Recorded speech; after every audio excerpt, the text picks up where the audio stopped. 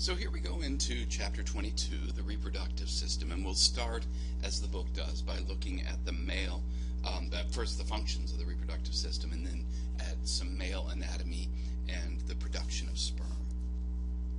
So the reproductive system, as I'm sure everybody is on board with, is all about producing, storing, nourishing, and transporting the female and the male sex cells. We talk about these sex cells as gametes, and the male gametes are referred to as spermatozoa, more commonly as sperm, and the female gametes are referred to as oocytes. You say both of those O's. It's not an oocyte, although that sounds kind of cool. It's actually oocytes, and the oocytes may be more commonly referred to as eggs, although biologically that's not a completely accurate statement until it's actually, well, anyway, we'll get there when we get to the female reproductive system. So we make the the male and the female sex cells, and then it's all about getting them together. That's the transport part. And then once they have fused to form a zygote and then a fetus, an embryo and fetus, as it develops over time, then it's all about providing nourishment and protection for the developing fetus, both in utero and then for the baby in the form of providing milk for the baby as it after it's born. So reproductive system, clearly all about making a new life, and we describe that the term for making a new life is procreation. So the fusion of sperm and egg to produce a viable zygote that will then develop into an embryo, fetus, baby, and eventually a productive adult, hopefully. That's what we wish for all our children, I suppose. So let's look first at the male reproductive anatomy. The testis is, so singular for testes is testis. Testis is found, the testes are the primary male sex organs. Primary sexual characteristics are those that we are born with. So for a male, the primary sex characteristics will be having a penis, testes in the scrotum, and then the other, the reproductive tubes that will transport the sperm to the female. So they are found, the testes are found suspended in the scrotum. The scrotum is a sac of skin that is lined with serous membrane. In between the skin layer and the serous membrane layer is a muscular layer. That serous membrane, of course, is there to reduce the friction that can build up or that can occur between the surface of the testes and the interior of the scrotum. And they're suspended within the scrotum by the spermatic cord. The spermatic cord is a structure that includes the ductus deferens, sometimes known as the vas deferens, as well as blood vessels and nerves that are supplying the testis with nutrition and with nervous control. So early in development, the testes form up near the kidney. So they are internal to the body. They are up in the kidney, or just outside, actually, of the abdominopelvic cavity. Prior to birth, though, they descend. They make their way down the backside of the body cavity, and they pass through the body wall and then make it out into the scrotum at birth, or in this last bit of development that occurs prior to birth. That descent is guided by this tendon here called the gubernaculum. It's muscular and fibrous, and it as it shortens, it pulls the testes down into their location external to the body cavity. Where the body wall kind of folds to allow to create the channel that the testes descend through is referred to as the inguinal canal. So this inguinal canal is there And it is forever then a weakness in the body wall because, even when it repairs, the muscle layer there is not as strong. And so it's possible for inguinal hernias to occur and have a little bit of the intestine kind of poking through the body wall there at the inguinal canal. If for some reason one or both testes does not descend properly, that condition is referred to as cryptorchidism. So crypt meaning hidden, orchid, that's a reference there to the reproductive parts. If they are allowed to remain there, if that's not surgically corrected shortly after birth, then the temperature will be too high to allow the testes to develop properly and to allow for proper sperm development. And so the sperm that are produced will not be functional sperm, and so the male will be infertile if both testes do not descend and if there is no corrective measure taken to deal with that. So the function then of the scrotum is to help to maintain the temperature of the testes at the ideal temp for developing sperm, which is about 3 degrees Celsius cooler than body temperature. And so by allowing them to hang freer from the body, then they are allowed to be cooler, or we can snug them up as the muscle there in the scrotum contracts. They come closer to the body cavity and they can be warmed. So when we look at the testis structure, we see that it is enclosed in a dense fibrous connective tissue capsule.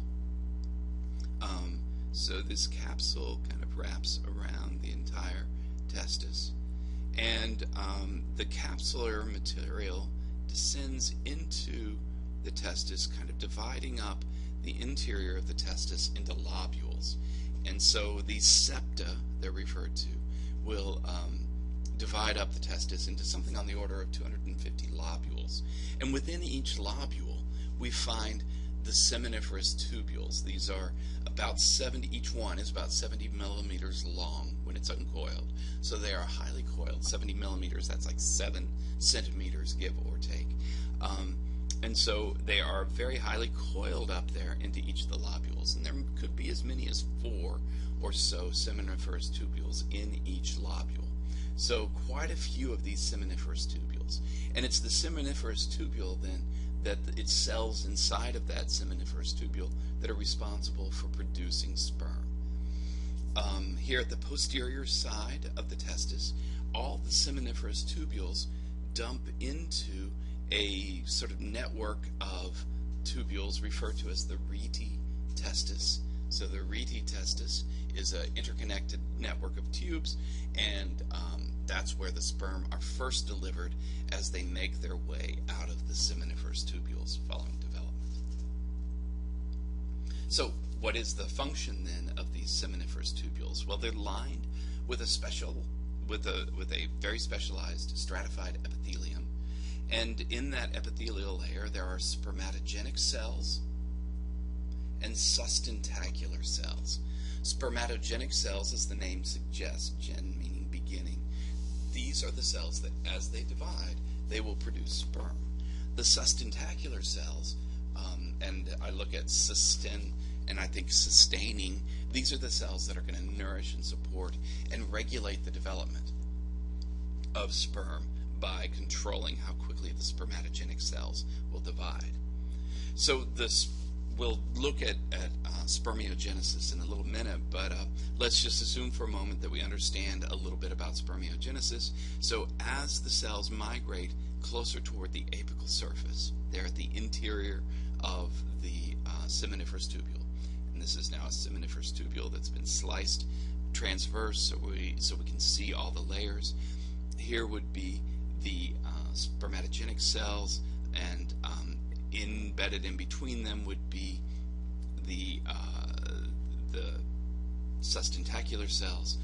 And as the cells move farther and farther away from the spermatogenic cells, also referred to as Spermatogonia, then they become more and more like sperm, and eventually they develop into the full-on sperm that we recognize as being this flagellated cell that can swim. So from the seminiferous tubules, the sperm then are moved by muscular contractions. They are not swimming yet. They're unable to swim, even though they have a flagellum at the point when they leave the seminiferous tubules. That's one of the last things that we do to the sperm, is to make them able to swim. So muscular contractions will move them out of the seminiferous tubules into the reedy testis and then on into the epididymis. And it's in the epididymis that they reach maturation and are stored there until they're called into action and ready to be ejected from the body. When that happens, as a male comes to orgasm, then the ductus deferens is the tube that transports the sperm from the epididymis into or over to the female.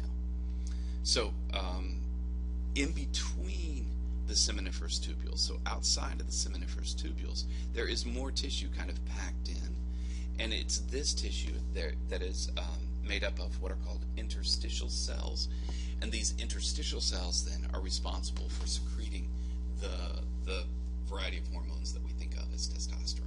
So there's more than one testosterone that is produced here by these interstitial cells, but the testosterones are all very similar to each other. All right, so let's look now at spermatogenesis or spermiogenesis. So the Spermatogonia, these are the spermatogenic stem cells that are going to, the spermatogenic cells that line the seminiferous tubules, so they're the ones that are here at the lining. They undergo multiple divisions to produce the sperm, and it takes about 9 weeks then from the initial division, where this cell grows and divides, producing the cell that will then become the sperm cells. It takes about 9 weeks for the formation of fully mature spermatozoa. So it's a relatively slow process, and it involves lots of developmental changes in the cell. And we have here in this drawing from the book the sort of the simple view of it, or the outline view. And so there are 3 processes that occur in sequence for this to happen. First, we see mitotic divisions. And I know we didn't spend a lot of time on mitosis, but this is going to produce a clone cell. This is how we make new cells that are exactly like the old cells. And so if our spermatogenic stem cell here, the Spermatogonia, as it grows and divides, it does a mitotic division, and now we have an exactly identical cell to it that is going to further develop. Then we go through a process called meiosis. Meiosis is 2 rounds of cell division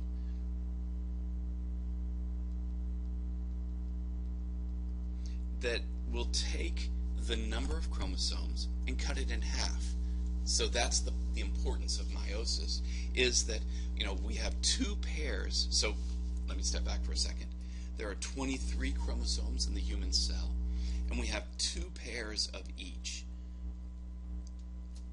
So we have a total of 46 chromosomes, and we inherit one set of 23 from our mom, and we inherit the other set of 23 from our dad. And so our cells have 46 chromosomes in them. But if we made sperm or eggs that had 46 chromosomes, then our offspring would have 100 and, what would that be? That would be 92. I got all excited there. Our offspring would have 92 chromosomes in them if we did not cut the number in half.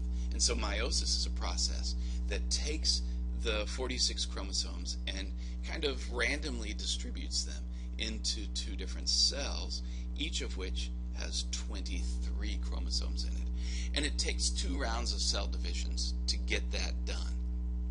But in the process, we make sperm that have 23 chromosomes, and when we talk about it with making eggs, we make eggs that have 23 chromosomes, so that when the 2 fuse, we restore this 46 chromosome condition.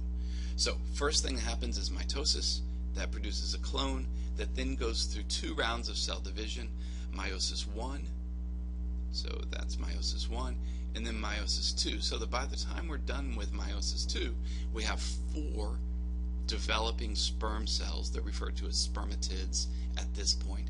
And the spermatids then further mature into the spermatozoa, making our almost ready to swim spermatozoa that would then be released. So that's the process of maturation. So mitosis is one cell division, and it results in 2 daughter cells. Each of the daughter cells has 2 copies of the chromosome. We talk about that as the 2n number, or the diploid number. So when we do meiosis on that spermatogonium, it will produce, so here we are in the seminiferous tubule. Here's the spermatogonium. It grows and then divides. So now we have an identical clone with 46 chromosomes. It is diploid, or 2n. So it's that cell. So the first cell remains an undifferentiated stem cell so that it can keep growing, dividing, while the second cell becomes what is referred to as the primary spermatocyte. So this is the cell then that is prepared to undergo the meiotic divisions to do meiosis. So primary spermatocyte, stem cell is the other one remains, the stem cell. So now let's see what happens to our primary spermatocyte. We undergo meiosis now.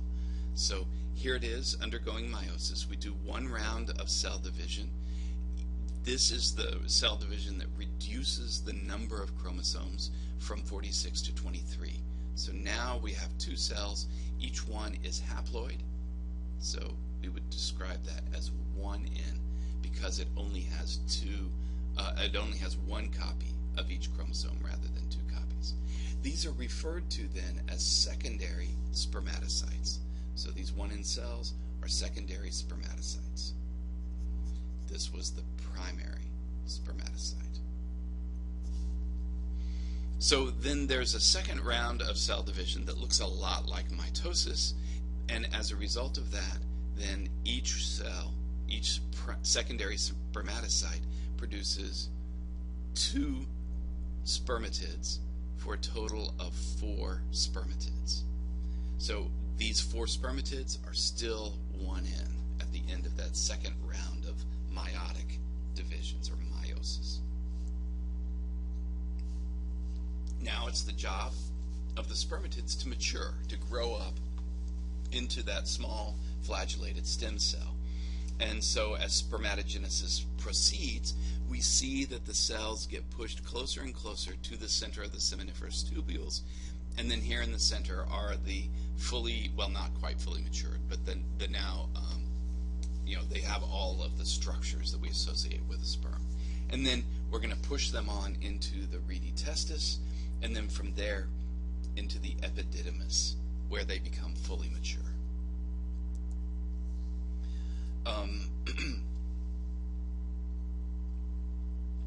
So just like we saw in the brain, where we had the blood-brain barrier, there is also a similar barrier of cells that have lots of tight junctions there at this epithelium that form the blood-testis barrier.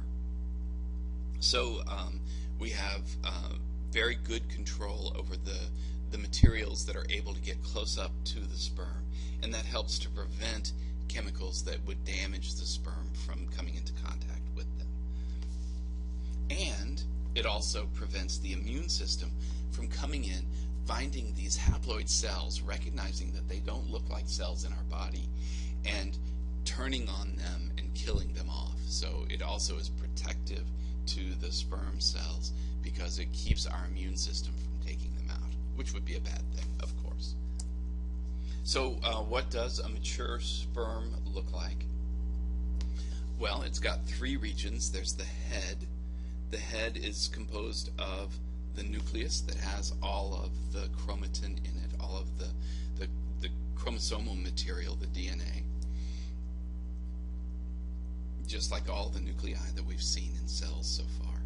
But at the very tip of the head, we also see this little pouch of crystallized enzymes, including an enzyme called Hyaluronidase. Hyaluronidase and these other enzymes are going to help to digest any of the glycoproteins or the mucopolysaccharides that are going to be surrounding the egg cell, helping the sperm to digest its way up close to the cell membrane and perhaps getting that DNA inside of the egg cell's membrane. So we need to be able to remove proteins from the pathway, and we use this little tip of enzymes to do that, to break them down. Just like we use, enzymes shout to break down the protein stains that get in our clothing, it's the same idea. These enzymes here are going to be there and useful in digesting away anything that gets between the egg cell and the sperm. So distal to the head of the sperm is the midpiece here, and it has this spiral, and all along that spiral, the spiral core, are mitochondria, because a sperm is all about whipping that tail around, and we have to make lots of ATP. So all the mitochondria in the midpiece are just going to be constantly producing ATP that can be used to whip the tail around and propel the sperm through the fluids of the female reproductive tract. And then last of all, we see the tail, which is a flagellum, this whip-like structure. And as we talked about way back in chapter 3, I know that seems like a long time ago now, but sperm are the only flagellated cells in the body. So notice there is not a lot of the structures that we associate with cells. No Golgi apparatus, no endoplasmic reticulum, no lysosomes, no peroxisomes, none of the apparatus that we associate with functional cells. And that is because this is a stripped down, lean, mean, swimming machine, and its job is to do nothing but swim to find the egg. It doesn't even carry any energy with it, so it has to rely on nutrients that are found either in semen, in the fluids that are released during ejaculation, or on the nutrients that are available in the in the fluids of the female reproductive tract. So it relies primarily on fructose, but there are a number of other materials that are important to sperm nutrition. So there we have it. Everything you ever wanted to know about the development of sperm and the testes, their location, and how they make their way to that location, and what the functions are that allow the testis to produce sperm. So if you have any questions, you know what to do.